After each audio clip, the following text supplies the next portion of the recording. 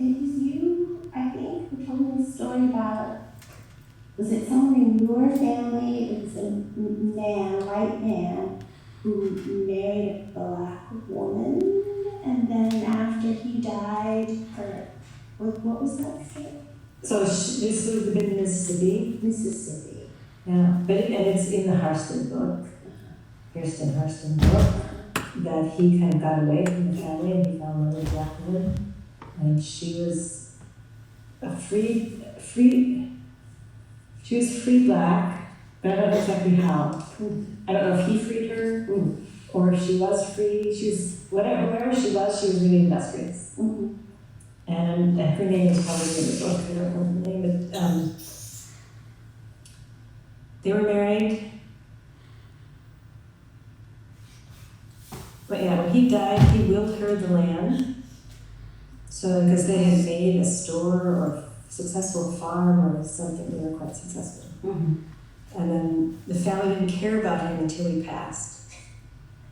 The Harston, the white side of the family didn't care what he did when he was alive. They just ignored him.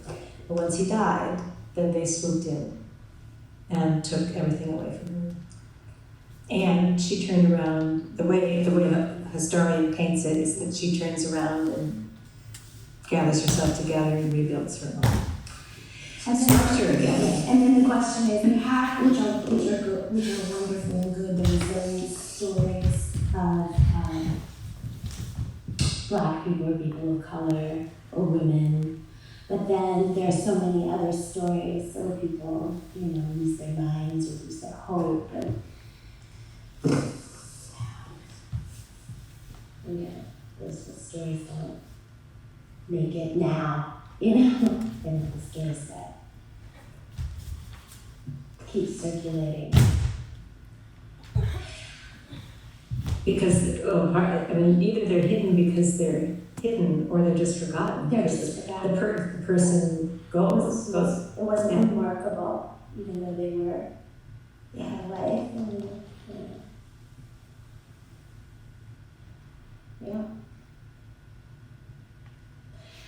And the numbers of what was the numbers that you shared with me the other day of what were the years again of slavery on the high seas that had happened? I think it started in the 1400s. Started in the 1400s. Spain, Portugal? Spain, Portugal. Mm-hmm.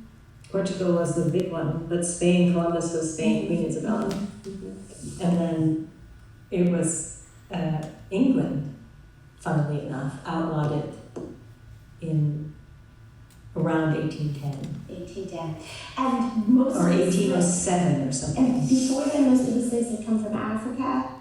Yes. They had come from Africa, from the Ivory Coast area. And kind of, I think you were saying a little bit below, mm-hmm. and then they would, and a lot of it was the white, here's one way of framing it. Europeans took advantage of the different warring that was happening or disputes that was happening between different tribes in Africa. So often the Africans would capture their own, their opposing tribes, yes, opposing tribes, and then they would sell them to the whites, mm-hmm. and then the whites would take them and ship them horrifically across. And most went to Brazil and the Caribbean. I think the largest number is sugar. Sugar was a Caribbean. Mm-hmm. Sugar was from Brazil too. Yeah, sugar cane. Yeah. Sugar cane. And there was something else.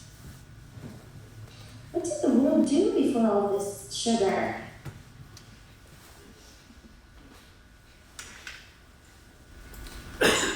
I was born in Minnesota.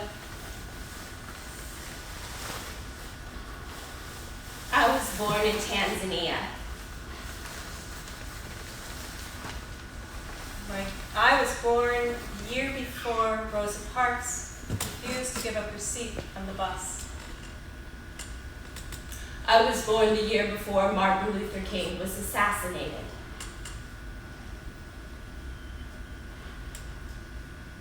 My grandmother was born in the Virginia plantation home where her mother was born.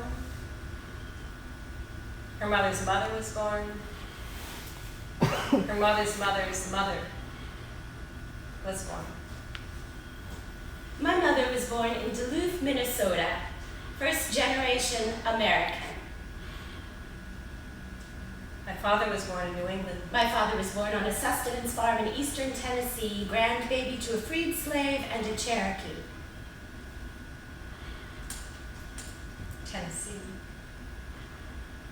Tanzania. Tanzania. Tennessee. Tanzania. Tennessee.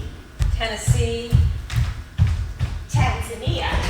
Tanzania, Tennessee, Tennessee, Tanzania. Tanzania, Tennessee, Virginia. Virginia.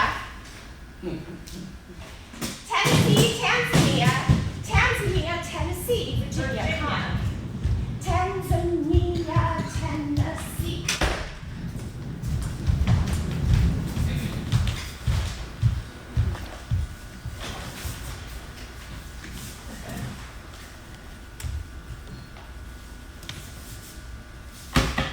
Tanzania. Minnesota. Tennessee. New England.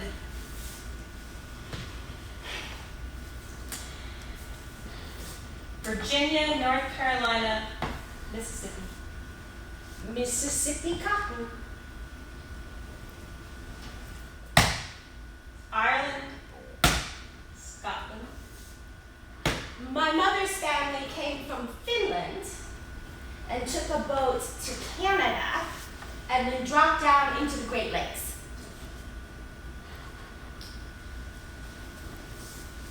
My mother's family. Peter The Immigrant, 1727. Ireland, Scotland, Pennsylvania, dropped into Virginia, spread to North Carolina, Mississippi. Tobacco, cotton. Commodities raised here, sold here, with labor from here. Labor.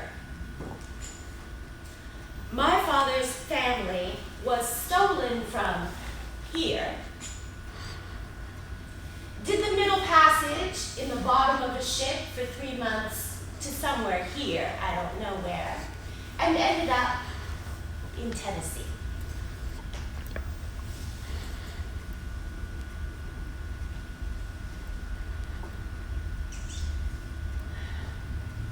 Tobacco gave way to cotton.